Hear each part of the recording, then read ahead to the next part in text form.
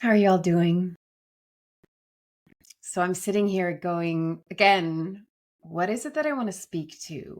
What feels like it needs to be spoken to? Because I feel like there's so much noise out there and I don't want to be a part of the noise. I want to be a part of the quieting down, right? So I feel like where I'm coming from and what I'm speaking to these days is much more of just a reminder.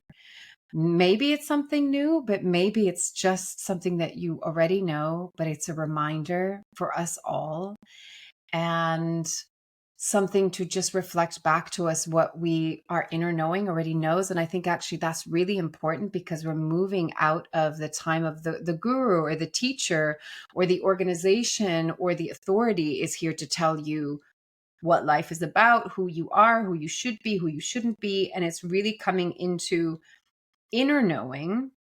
It's coming into authenticity, autonomy, sovereignty. And part of that, as I've spoken to in the past, is self-responsibility, which actually equals self-empowerment. But society has had this way of saying responsibility is like, oh, you have to carry the burden, right? Or somehow it's wrapped up in guilt and shame. And I think so much of what we're moving through right now is really simple, not always easy, but very simple. And that is that we're letting go of a very, very thick blanket of indoctrination that we're not good enough or that we're not worthy, that we should be like we are made of guilt and shame and lack of worth and sin and all of these things. We've been told these stories for thousands of years. And so I feel like right now, I don't know the best way I can show up here is just to remind you, is just simply to remind you of who you are. And again, I'm going to keep on saying that as the outer world gets louder, we have to become more quiet. As it becomes more chaotic, we have to become more still. So I want to keep these as little reminders every week to just support you with staying on track. And what I mean by staying on track is just come back home to who you are. Remember who you truly are. When we're letting go of old habits that are really ingrained in us, sometimes beyond our lifetime, right? Could be all of our ancestors before us. It takes practice to keep on showing up differently, to keep on speaking to ourselves differently, to keep on inviting new patterns of feeling, new patterns of thought, new patterns of perceiving, new patterns of relating and behaving.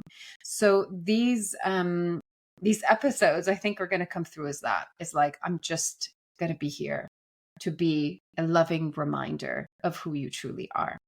So today, what I want to look at is the releasing of guilt, of shame, and the belief that you should be someone that you're not, someone that you should be that's better than who you are right now. And it's the simplification of just what it really means to be sitting in our worth. So let's see where it takes us. As always, let's dive in.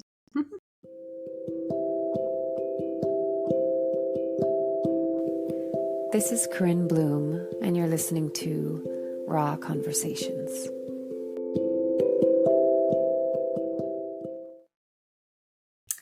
I was listening to someone speaking on a podcast, Steve Judd, I think it was.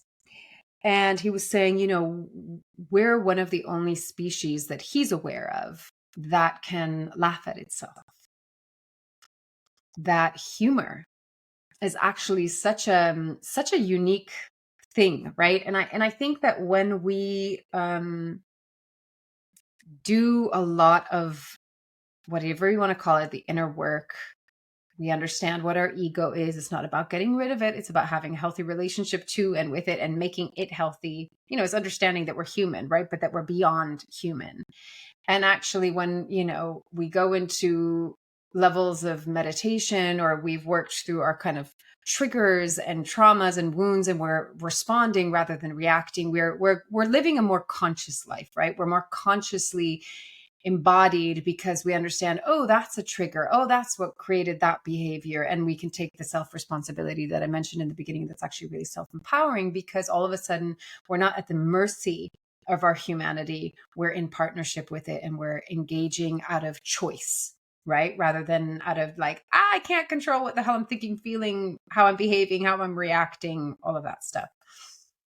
When we get to those levels, there is a greater sense of humor that can come through. And even people that connect to kind of beings on the other side, they often have a really good sense of humor. It's like we take things so seriously here, right? And I put my hand up. I'm one of them that has definitely taken the shit way too serious. And I thankfully have a very playful side and a very silly humoristic side, and I love laughing. I love deep conversations, but I also love laughing. And I think it's really important to hold this now more than ever. And that might, for some of you, you might think, well, how can you laugh? How can you laugh in these times? Right? And I get it. I really get it. There's a lot that's not funny at all. And yet what laughter is it's a spontaneous burst of the most beautiful, innocent, pure energy. Like laughter's infectious, right? Someone starts laughing and everyone starts laughing and your whole mood shifts, right? There was a great video that it looks like it was back from like the 90s or something, because it's such an old school kind of video. The video looks really old. And I think it was in Sweden or something like this, where this man comes onto a subway, onto a train, and he's just sitting there. And all of a sudden he starts laughing. He just kind of laughs a little bit and then a little bit more and a little bit more. And people at first are like, everybody's like looking down at this. This is pre-phone time, I think. So everybody was like reading the newspaper, just looking really grim, having to go to work on probably a Monday morning, whatever. And the energy was heavy in that compartment. But then people kind of look around and they're looking at him and they're, at first like, who is this man? And what is he laughing at? Like, what is he doing? What is he looking at? Because of course this was the time before iPhones and Instagram and all of this stuff and funny reels and memes. And then one of them starts chuckling with him. And then another one starts chuckling with him. And eventually it gets to all of these people in this compartment on the train start laughing and roaring with laughter. And people are, coming on to the train and being like, what is everybody laughing at? What is this? They come in at first feeling, this is so strange. And then they join in laughter. And this goes on for several minutes. And finally it kind of dies down and he gets off the train. And some of them are still chuckling, they're still looking at each other and there's still the remnants of the laughter. And then you see him, the video scans over, he's gotten on the other side, the train going in the other direction. And you can see through the window the same thing, that he just starts laughing. And you just get, the video ends there and you're like, oh, right. So this guy's like, an angel that is coming to bring laughter to people, and laughter is contagious and it changes your mood and it makes you brighter and happier. And, look at babies, look at children, look at how much they laugh. Look at, puppies, how playful they are. Like, this is a part of our true essence. And unfortunately in this realm, in this reality, and now more than ever, there is just a heaviness and there's a density and there's a seriousness to everything. Like I said, there's good reason for it, but we have to remember laughter, because laughter connects us to our essence, the essence of who we are, which is playful and creative and imaginative. And, when we laugh, we feel happy and we feel love, and it connects us into this. Yeah, the best way I can describe it is like this innocence. That's not an innocence that's naive, but a purity of being. And I think we need to remember how to laugh, because what that will do in serious times, in times that are tragic, is it will lift the spirits and the energy of other people. Because we don't need, just because something is serious and terrible and chaotic and messed up in so many ways, we're not helping out if we're kind of go into that negativity and into that doomsday and just fueling the fear or fueling the hatred or the violence or the segregation and all of that stuff. We need to be the change, right? So it's not spiritual bypassing. It's not escapism. It's actually, how do you inject? It's like the image that just came into my mind is, imagine like a war zone and there's just rubble everywhere. And then out of the rubble, you see like, a weed, a daisy. that comes through. Actually, what I saw in my mind was a red rose, which is much more poetic, but what's probably most likely would be like a daisy, right? That comes out of the rubble. And it gives you this moment of beauty, hope, faith, life, whatever it might mean to you. It gives you something that's juxtaposed to something that is so terrible. But you see, actually, the metaphor for it is that beauty and life can live through anything, anything and everything. If you believe, if I'm going to come from the perspective of if you're in your heart, if you're connected to who you truly are and to your soul and to source and to the divine law, which is of love and truth and authenticity and integrity and all of the beautiful, beautiful qualities that we really want to embody, that I believe innately is within us, but society has groomed us out of it, right? So I love this image that just came through in my mind, because it's like, be the beauty amidst the ugliness. And that goes within and without, right? So one of the reminders today for us all is, being kind to yourself in a world that tells you that you're not good enough or perfect enough is like a radical rebellion.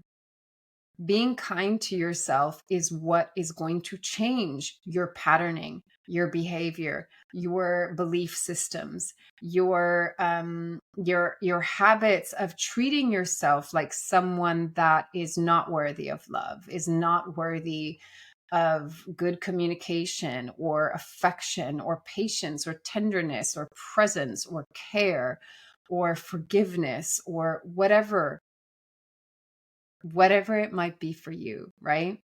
We are deserving of all of those. And of course, we look to the outside to want to receive that. And that's a beautiful thing to receive from the outside. But as we know, it has to start within. And so the most important person that we require kindness from is ourselves. So this is a reminder that letting go of guilt and shame, self-blame, any way in which you're speaking to yourself in a really harsh way, in any way, I don't like these terms, but in any way that you're speaking to yourself negatively, that you're putting yourself down, that you are critiquing and judging yourself, all of that really requires your kindness, gentleness, to come into that, like, holding yourself as if you're that baby that is of that pure essence and pure spirit that is still so connected to that kind of like beautiful smile that you look into a baby's eyes and you can still see God, source, whatever you want to call it, right? You can see that unconditional love. You can see the beauty of just our spirit, because when we see, this is why we love kittens and puppies and babies. And it's not just because they're small and they're cute and they have like little paws or little fingers or little toes, or it's because they carry the essence of home, our home on the other side, our infinite eternal home. And, I think part of these times is the unveiling of the truth that there is no death, there's only transition, and that we are playing a character. But that doesn't have to scare people into feeling like, oh my God, I'm playing this foreign thing. And then all of a sudden you have this like, well, who is Corinne, or who's, whatever your name is, because you're integrating with that part. But it's really, when I began doing workshops, most especially around manifesting your soulmate, which I would change the language to that a lot now. But one of the biggest first steps, well, not the first step, because the first steps were really looking at like, okay, what do we need to unravel and unveil? All the limiting beliefs, all of the false identities that are making you think that you're not good enough, not lovable enough, not significant enough, not wanted, you're rejected, you're abandoned. It's like having to move through the shadow first. But then the next part that is so important before going into the manifestation part of the journey is you have to connect to your true essence. So once you've moved through all of the illusions of who you think you are, the false stories of who you think you are and the identity that is false within those stories and belief systems, then you come back to like, oh, who and what is my true essence, which is your spirit, which is your soul. And that has a feeling, that has a texture even. And once you get to know that, which I personally find it, you find it in the stillness, in the quiet, in the meditation, which I prefer to call the being with, just sitting with and being with yourself. Once you get to know, remember how I've used this analogy, the canvas behind the painting. That canvas behind the painting is forever there. That is your soul, your essence, and your true spirit. And whatever you paint on top of that is your personality and your life experiences and everything that you've gone through. But the essence of who you are is the canvas.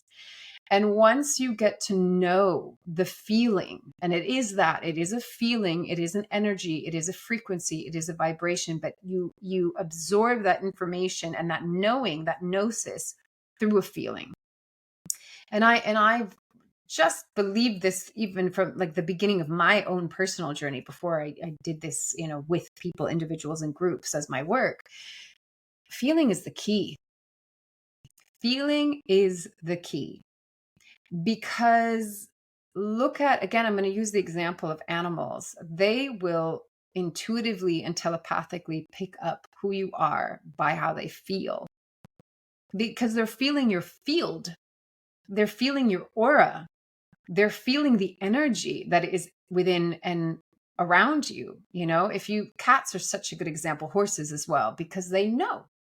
Well, all animals know if you're in fear, they're going to pick it up and they're going to react to it. They're going to respond to it in that way, right? If you're in a loving, calm space, they will reflect that back to you. And then they'll come in, like a cat will take its time, right? It's checking you out. Like, I need to check out what's going on in your whole field before I come up to you. And if they sense, they're not going to come up to you.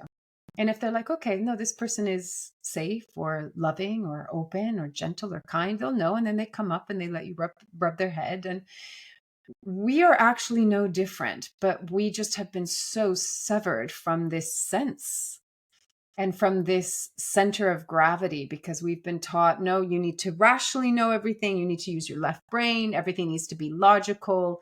You can only know something once you have that knowledge in your brain. Something only exists if it can be proven. When, as we know, consciousness has existed forever, and science is only just now saying, oh, yes, consciousness is a real thing, right? And this was always my argument with someone in my life before. I'm like, if they can prove that it exists, that has to mean that it already existed. It already existed before. It wasn't like through the proof it was invented. It already existed, right? And so we have this funny need nowadays in our society and culture of like, no, you have to rationalize everything and make it factual, and then it exists. Then it is true, right? And that can be really warped as well. I read something the other day that said, it's amazing how people don't need any proof for a lie, but they just need like endless evidence for a truth.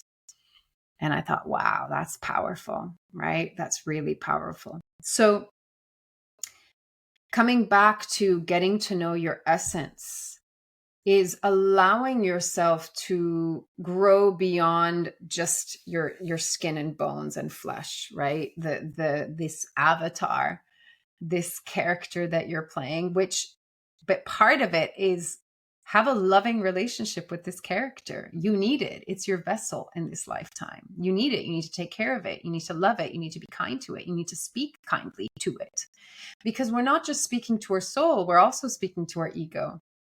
That is going to create our personality. And if we're mean and we're judging and shaming and blaming, and again, our society through praise and punishment, through the not good enough, through certain religious stories of sin and you're going to go to hell and, oh, but God loves you. It's like, there's a lot of crossed wires there, and there's a lot of shaming and blaming and judging and punishing, and when actually the essence of who we are and the essence of source itself is unconditional love. And all you need to do is listen to like a handful of NDErs talk about their experience to be like, you just couldn't believe the amount of love that you're held within, and there's zero judgment. So part of our evolution right now is to be able to embody that. And this is why love is so important. It's not just so that we can be like hippie, oh, money, padme, I always make jokes of it, but I'm humor. It's important to have humor. But it's actually this grounded love isn't just hippy dippy flowers, woke, whatever shit labels you want to throw onto it, which is just yet another judgment. Love is the fabric of everything. It's the fabric of who you are. It's the fabric of existence. It's the thread that weaves everything together. And so if we want to be evolving right now, or whatever terminology you want to use, if we're ascending, for awakening, for moving into different dimensions, the portal will always be love. And what needs to be left behind is the guilt and shame and the illusion that you're not good enough, the illusion that you're not whole, the illusion that something is wrong with you and you're broken and you need to be fixed. It's all an illusion, right? But we don't get rid of it. We transmute and we alchemize it by loving it. Like, it deserves love. Any part of you that you believe is broken or wrong or needs fixing, or that you need to get rid of it, guess what? That means that you need to look more towards that part and say, I love you too. I love you too, and I accept you too. And I think we have to take this acceptance of who we are, which means every part of us. It's not just accepting the parts that we like, it's accepting all parts. The physical, the emotional, the psychological, the spiritual, all of it. And I think, I think sometimes people have this kind of where they hit the wall is like, well, how do I accept something that makes me feel so uncomfortable? Or how do I accept something that I feel so ashamed about? And there's two different answers to those. That's just two examples, right? But they're gonna come to the same point. What makes you uncomfortable is inviting you to sit and stay with presence. What makes you feel shame or guilt or whatever that story, that narrative might be, again, it's asking you to sit with it. But what it's asking you for is love. It's asking you to understand, why am I judging this? Shame comes because of judgment. A judgment comes because of an opinion. An opinion is based on what you believe is right and wrong, right? So if nothing is neither right or wrong or good or bad, and we're coming out of the duality of that, which I know that's a bit of a touchy subject, but just I'm going to try and keep it very, very simple. When we're coming into that actual more divine perspective that doesn't see things as good, bad, right, wrong, positive or negative, is there a consequence for certain ways that we behave that might create some more pain or suffering or tension? Yes. Is it good or bad? That's irrelevant. That doesn't mean that I condone someone being violent, but there are always cause and effect, and there's repercussions. But for when we're just dealing with our own human experience, if we're staying in the opinion that when I do this, I'm good, and when I do this, I'm bad, or if I feel this is right, if I feel that, that's wrong. This is a positive thought, this is a negative thought. We are in constant conflict with ourselves. Whereas you might say, I don't prefer this state of being. This state of being makes me feel really uncomfortable. I don't like it. That's okay. Those are all like how you feel about things. That's totally fine. But those things can also change. They're not absolutes, right? When we speak in absolutes of like, this is bad, this is shameful, this is negative, this is sinful, this is evil, this I should get rid of, it makes it like hard and heavy and dense, and it's much harder for the body and being to release that, because essentially when we make something dense and heavy, it's like trying to move a boulder, right? It's really hard.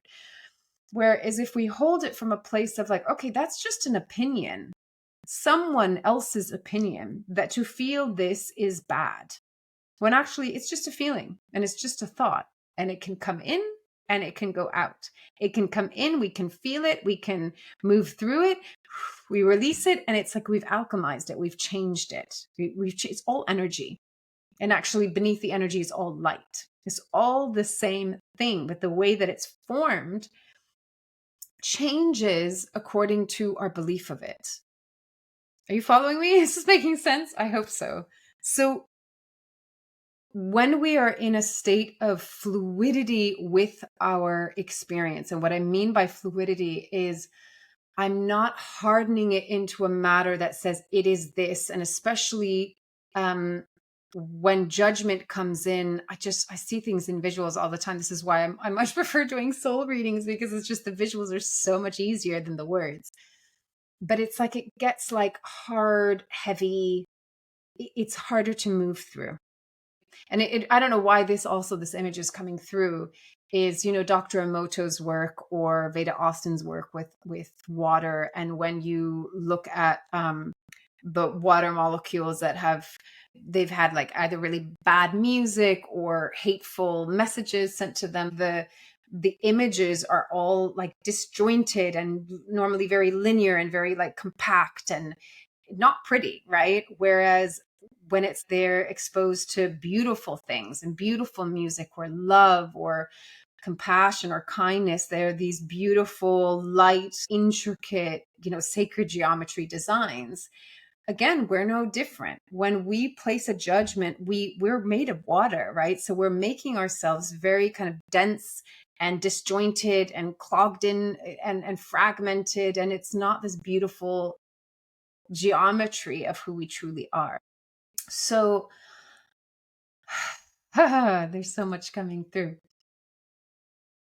So the simplest thing is, even as the shame comes up, be kind with it. Be curious. Where is this coming from? Where did I learn this? Why do I have this opinion? Why am I judging it as good, bad, right, wrong?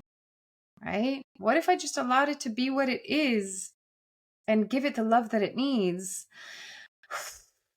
and let it go? I know you might be like, Corinne, you're so oversimplifying and it's not that easy. And I've gone to therapy for 15 years and nothing is changing. And I would challenge that by saying two things. One is simple doesn't always mean easy. And two, if we've been in therapy for 15 years and nothing has changed, it probably means that we're getting stuck in the same story and we're not moving beyond it. We are just in the story. We are just in the analysis. We actually haven't properly processed something in a somatic, energetic, cellular way where we can actually let go of it. If we just stay in the realm of the brain and the mind and the story and what we believe about it, and then that triggers the same kind of emotions and we relive it, we're just on a loop, right? The record is going round and round and round on repeat. We have this opportunity now to really release things much more quickly, but it comes back to feeling. If our essence is a state of feeling, if it's a vibratory field, you're not going to change it simply through your cognizance, through your like, yes, thought has an absolute power and influence, right? For good or for bad, it's either useful or it's really unuseful. It can be helpful or it can be detrimental. But the most important part of it is the feeling. Because you can say positive affirmations till the cows come home. If you're not feeling that affirmation in your body, if you're not living as if that's already so, you're going to be, your part of you is going to be like, yeah, whatever. I don't believe that. It's not feeling it. It's not feeling it. And if we are a feeling in motion, an energy in motion, then the work has to be done on that level.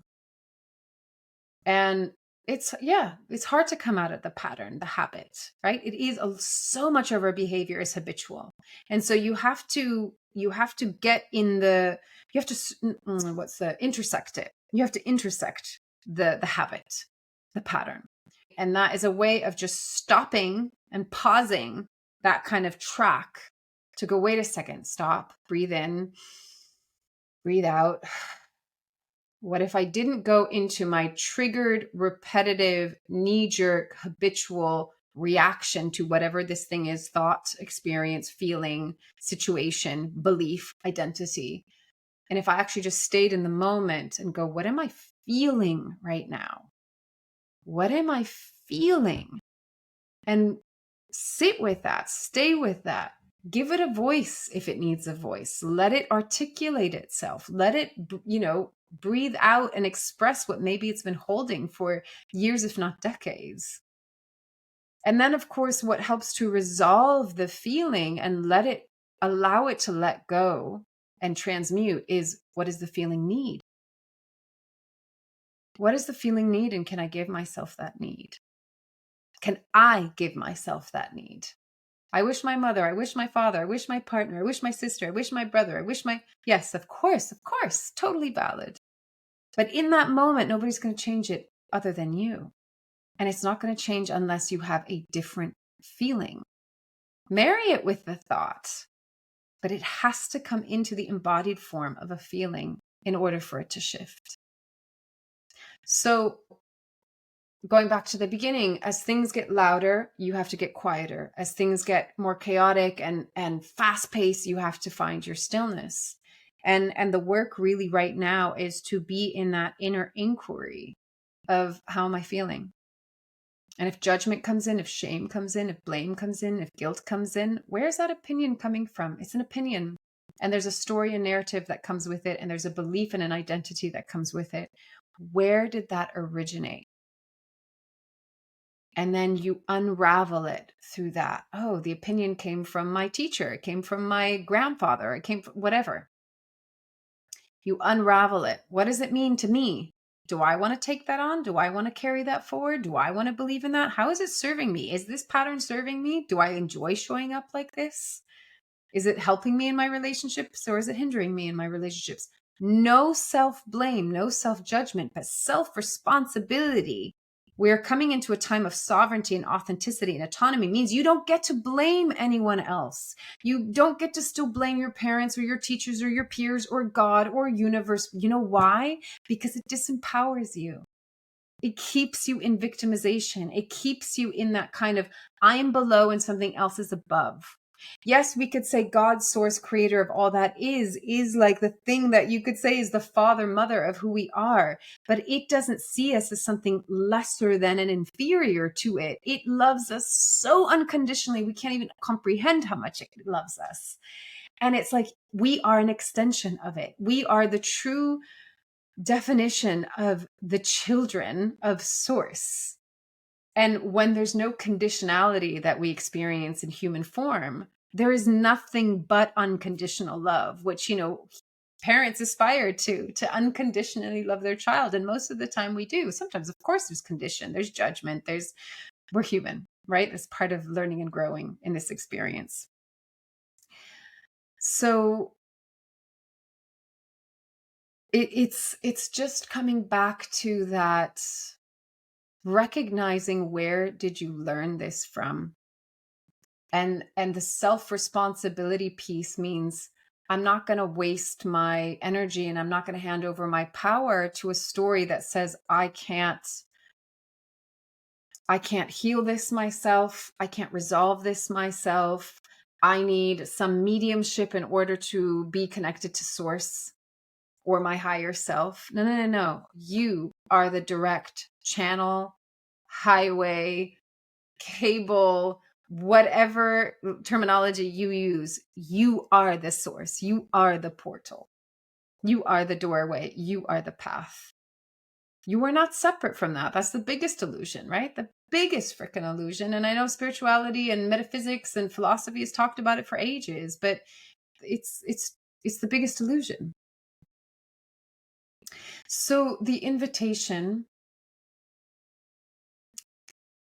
go into the spiral to understand simply, don't make it too complicated, but go into the spiral to understand simply, where did this birth itself from? Where did this originate from? Is it mine? 99.9%, it's not going to be yours.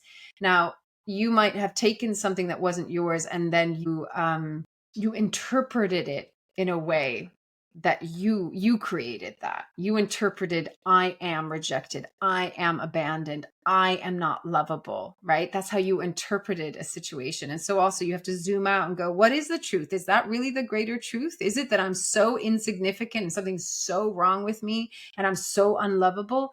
No, that can't be true, because from the perspective of Source God Creator, every living sentient being is loved and accepted for who and what it is, right? So just know that that's an illusion. That's a lie. Get to the source of it. Understand how you created the story, but then come to the place of how am I feeling and what do I need? And can I give myself that need? And then can I let it go? Because we can be so easily addicted to our story and the narratives and the beliefs and the identities. That is the key thing. We have to work with our identities. But the basic invitation here, if I were to super simplify it, is coming back to just that reminder of whatever I'm thinking, feeling, experiencing right now. Can I love that too? Can it be okay? Can I accept it with love, with that unconditional love that we're so often seeking for outside of ourselves? Can I be that for myself? Can I show that to myself? And then the more that we do that for ourselves, obviously, the more we do it for others. And as I've said it before, and as cliche as it sounds, that's how we change the world. This is the evolution right now. This is the ascension. It's having to unravel all of this gunk and shed ourselves of it. We're in the year of the snake. Shed that shit off you. You don't need to carry it anymore. And it's not like, oh, I need to be so good and positive and authentic all the time that I'm perfect and therefore I love myself and I accept myself. No. However you are right now in this moment, as you're listening or watching this, you're good enough. You're enough. Can you love this too? Can you love how you're feeling right now in this moment? Can you love that too? Even if you don't, can you love that? Even if you feel uncomfortable, can you love that? Even if you feel like it's all gone to shit, can you love that? Even if you feel like impatient, can you have patience and love that too? Really simple, not always easy, but really, really simple. You have been told a lie that you're not good enough, that you're not powerful, that you're not connected to God's source divine, that doesn't even exist. It does exist, and you know it, and more people are awakening to it. And it's not religious, and it's not spiritual, and it's not woo-woo. It is simply the truth. And I say that with such conviction because once you start to go into yourself, you will just feel it.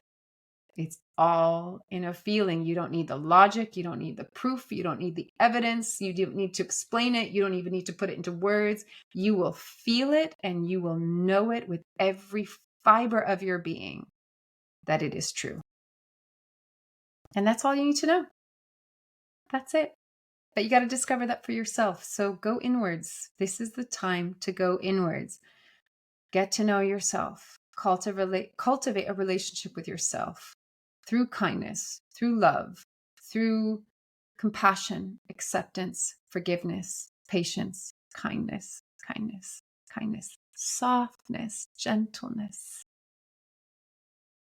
so that we can return to the innocence of that baby that just can laugh and giggle at life, because it's all so beautiful and wondrous and miraculous.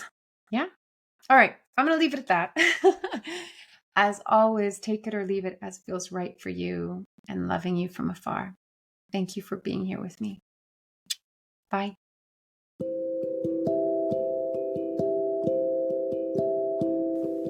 You've been listening to Raw Conversations with Corinne Bloom. Thanks so much for showing up, listening in, and being a part of the conversation with me.